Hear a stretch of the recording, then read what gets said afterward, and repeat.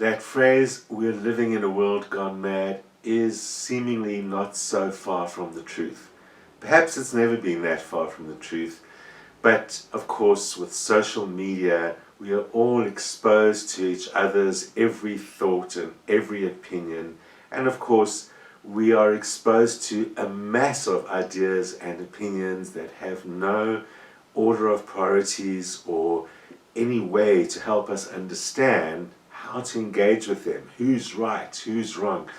The end result of so much for all of us is that we feel frustration and anger, often confusion, we get upset, occasionally we get happy and excited by what we read on social media, but I think that's increasingly a lesser experience.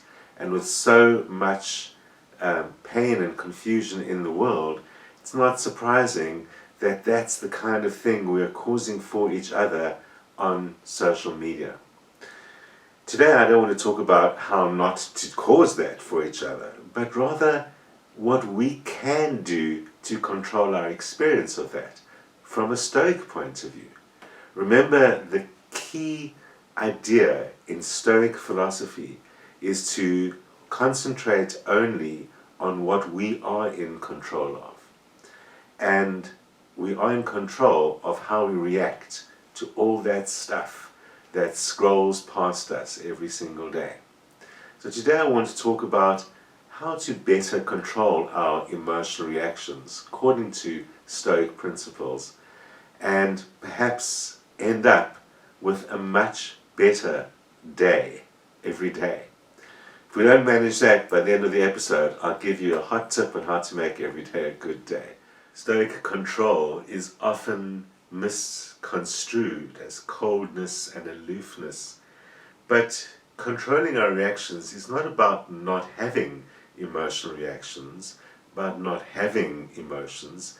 It's really just about improving our lives, improving our agency in our own lives. We're only capable of affecting things we are actually in control of.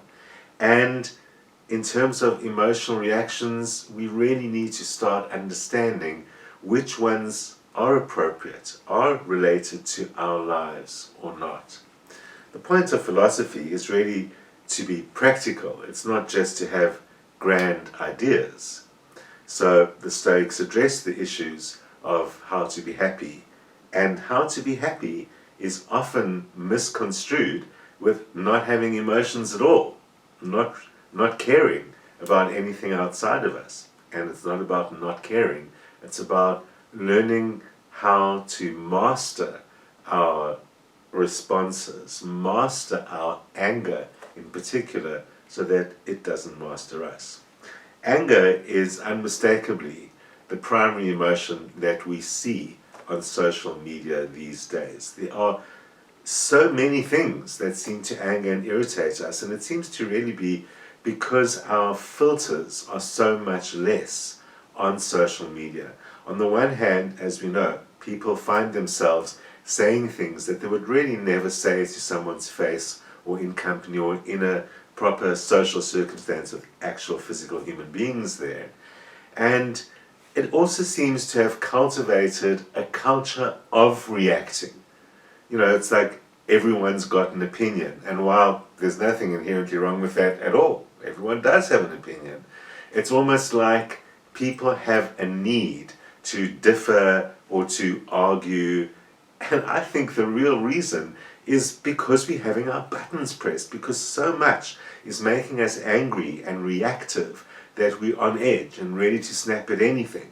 And since we can't control or affect the bigger stuff around us, we aim at what we can affect, and that is primarily other people. I mean, it seems to me people will say things to other people on social media that they would never say in everyday life. They simply would not be so bad-mannered as to do that. Where do all the bad manners come from on social media? There are probably a million answers to that. But for today, I'm looking at it's because of our reactiveness, because we are on edge and reacting, and when we react on social media, it seems we do so without care, without censorship. We're willing to say things we would never say. So, how do we actually learn to master ourselves and control that reactiveness? Certainly, we can't avoid feeling the reaction. We are sensitive, especially now. Our buttons are being pressed all the more in this very difficult world we found ourselves in. But we can learn to react in a more moderated fashion, even if we start with the idea that I am only master of what I am actually in control of. What I am actually in control of is the only relevant thing in my life.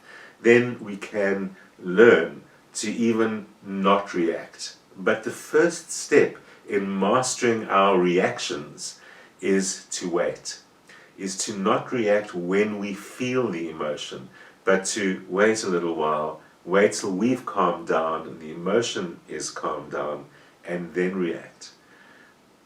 We aren't really any different than the person who just said whatever it is that made us react. And even if we think we're different because we don't believe what they do, or because they're wrong and we're right, the fact still remains that if you're right and you say your opinion, they're going to react the same way as well. There clearly cannot be a good outcome from that. We all know the experience of sending off an email way too soon, or a text message, and a little bit of technology can sometimes help us. I've even got a button on my email software that allows you to force mails to wait 2 hours after you press the send button for them to actually leave, which might be a great idea on all email software, but often would be a good idea on ourselves, on our own mouths, on our own fingers that want to type the reaction. So perhaps go type it somewhere else which is not online, or write it down, which takes a little bit more effort, and get a little bit out of your system. You're not perfect. The emotion is overriding you, and not only are you not perfect, but the other person is just like you. One of the problems with the reaction is this idea of who's right and who's wrong, which has become so prevalent in the age of the virus. And rather than go on I'm right and you're wrong, the exercise can be, let me put myself in the other person's perspective. Let me then assume that I believe that that is right. We're not here to interrogate what's right or wrong. Then we're in a position to say, how do I feel when someone reacts that way? If I truly believe what I believe, how do I feel if someone reacted that way? We often write out a snappy or even worse reply because we believe we're justified, because we believe we're right. But of course we're no more justified, and potentially we're no more right than the other person. So putting ourselves in other people's shoes, one of the greatest exercises for so many things, can also work in terms of not reacting. Simply, how would I feel if someone responded to me that way? And I did believe what I was saying, because otherwise we might justify it by saying, well, what do you expect? People are going to respond if you say that. Remember, the person who says that believes they're right, believes they're justified in saying that, and this isn't a discussion of who's right or wrong. You're trying to control your emotions. You're trying to make your experience of life better, calmer, and more positive. So sometimes we need to examine our impressions of things more closely and separate our reaction from the thing itself. So especially if you think it's wrong, that opinion, separate your reaction from that opinion so that you can be rational rather than justifying yourself. And if you're more rational that way and realize your reaction is different from that opinion, because your reaction is the thing that's making you feel upset, that's making you act in an angry fashion. It's not their opinion that's making you act angry. It's your reaction that's making you act angry.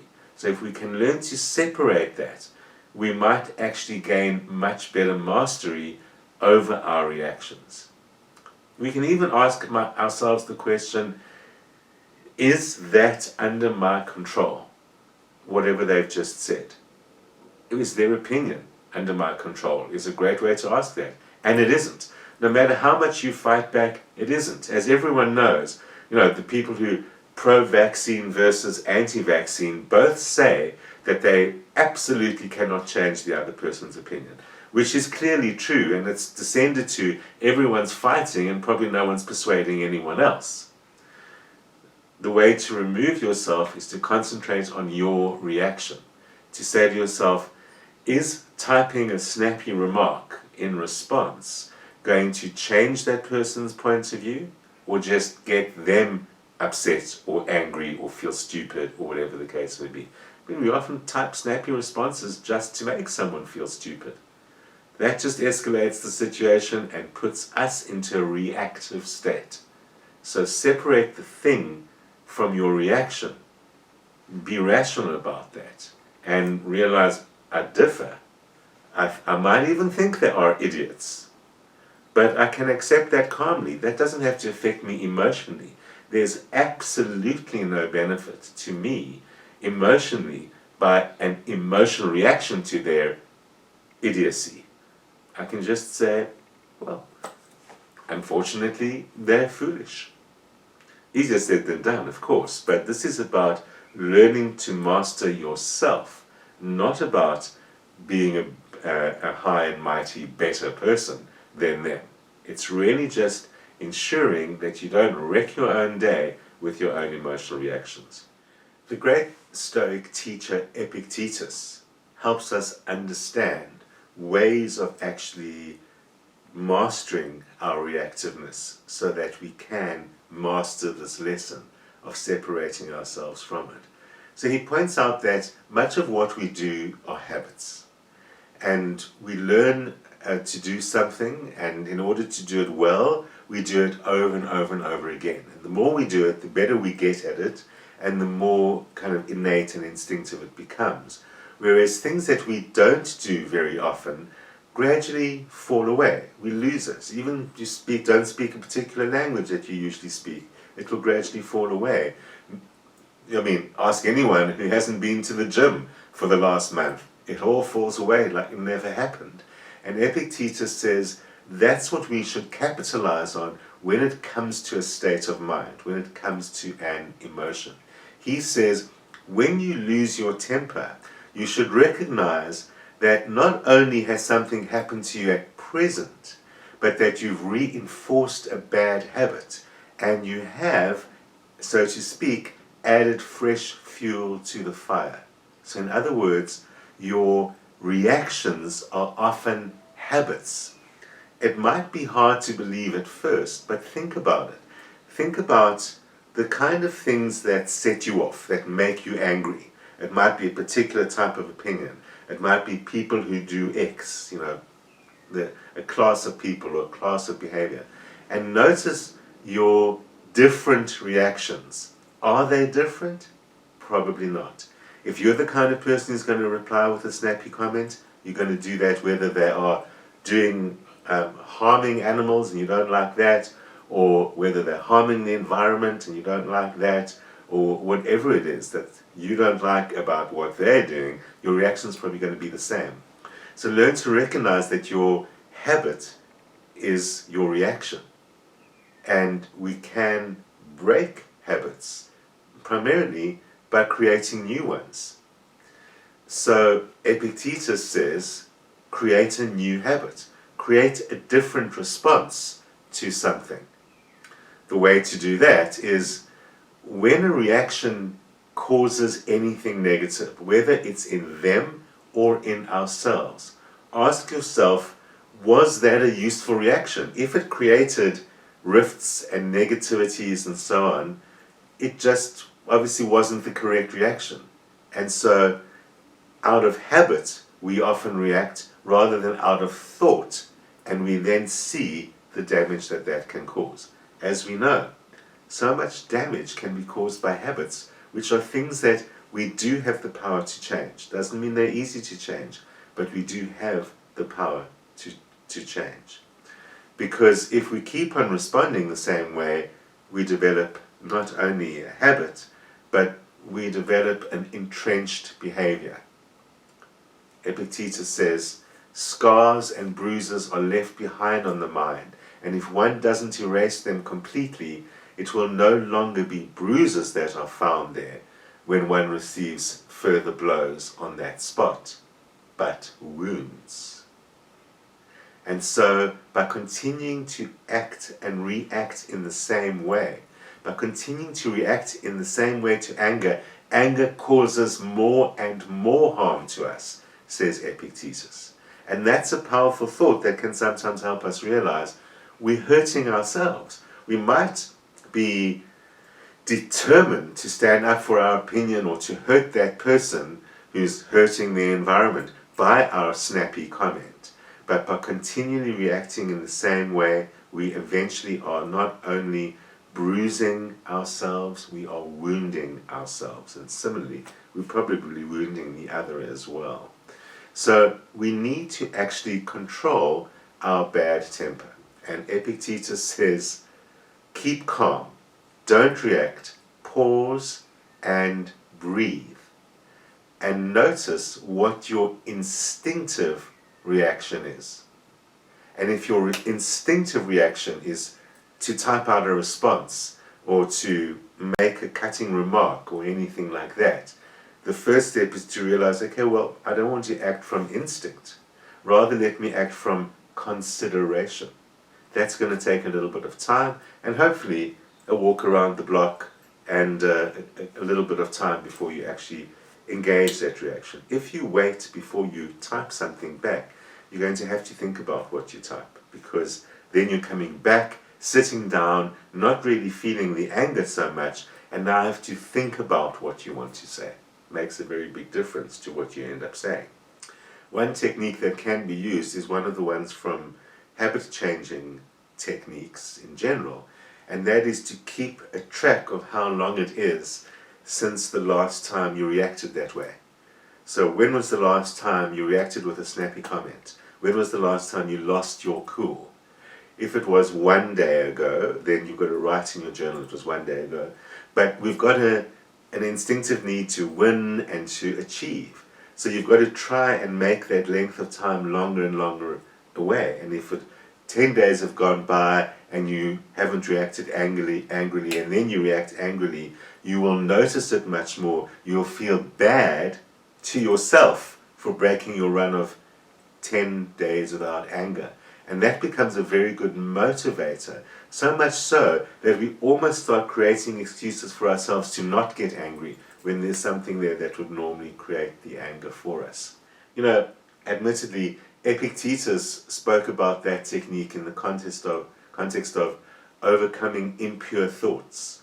And if you want to overcome your impure thoughts, you can do that too. But reactiveness is a much more relevant topic because it has consequences in the world. It isn't a moral issue.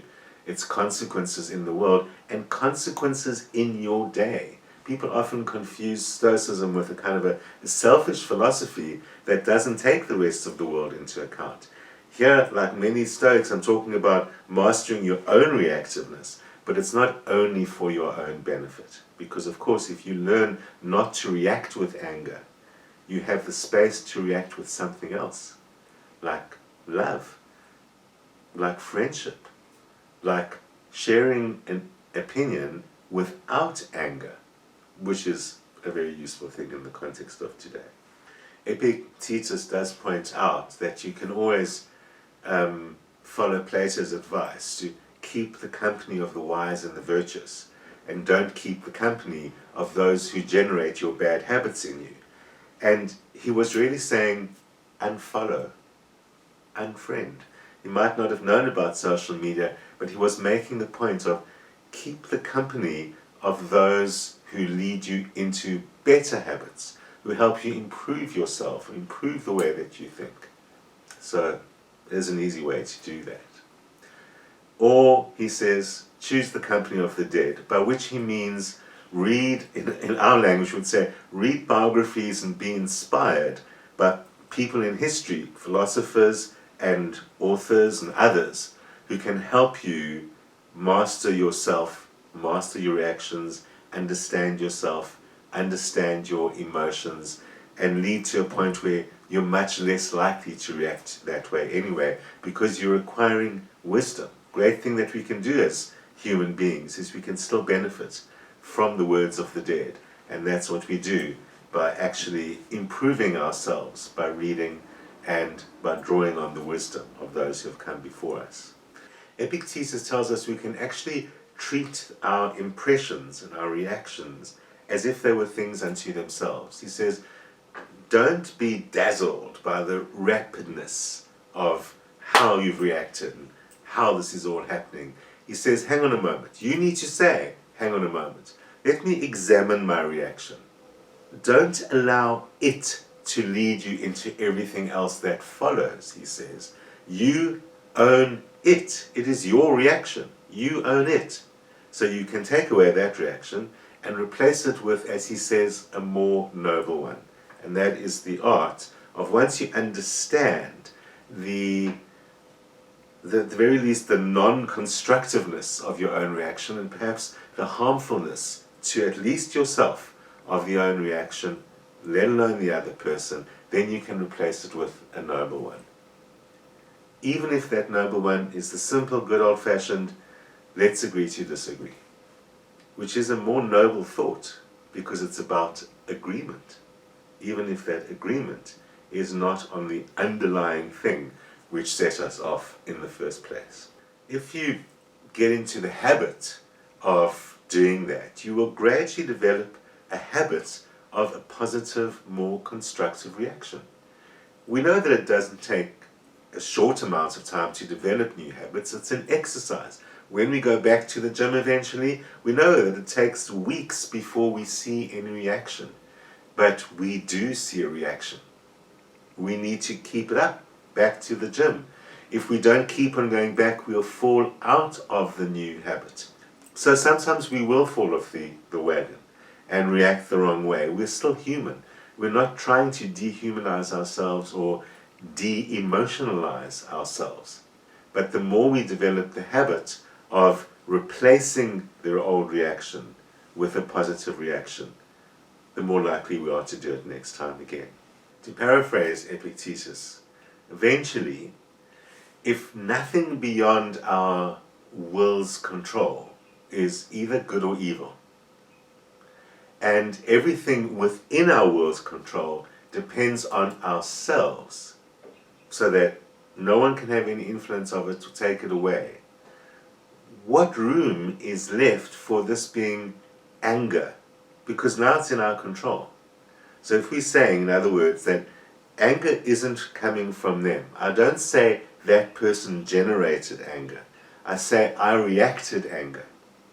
So that means that it's within my control. It's not about them doing right or wrong. It's by me responding right or wrong.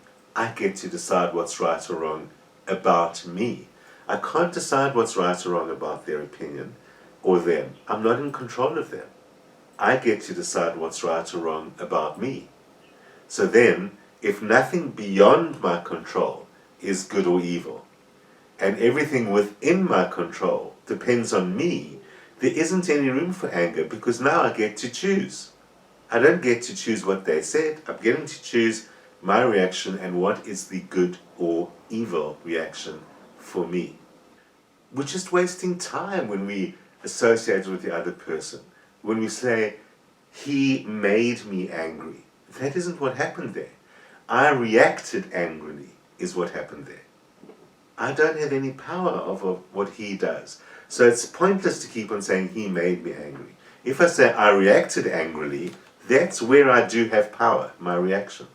That's where I can change something. And by learning to change that habit of the anger reaction, I learn to not actually experience that as anger. I might experience the thing that person says as an intellectual game, a memory of old bad habits, or something that just passes me right by. Marcus Aurelius says, you've got no time to worry about other people. Leave their faults where they started. And remember, you're mortal. You can't waste your limited time on them. All of us do bad things. And anyway, soon you will both be dead, so don't waste your time. You've only got time as a human being to try and be the best human being that you can be. And that brings me to my final words, my tip on how to have the best day ever. If you want some good, get it from yourself. Nothing else is under your control. Don't look on social media for it. Don't look anywhere outside of yourself from it. Get it from yourself. Do something good for yourself. Do something yourself that makes you have a happy reaction. Marcus Aurelius is usually right. I'll see you again next week.